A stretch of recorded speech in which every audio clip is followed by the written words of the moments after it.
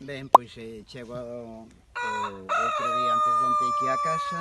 e normalmente os cans veñen rápido a recibir o seu amo, non? E esta non apareceron, entonces me pareceu raro, intentei buscalos e a vexo que no fondo da finca la me está tumbada e claro, levantou a cabeza e cando a vexo pois estaba toda ensangrentada por as patas,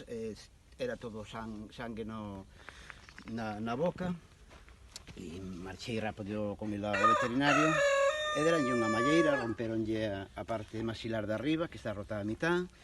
ten grapas aí nunha patiña, tuveronlle que coser e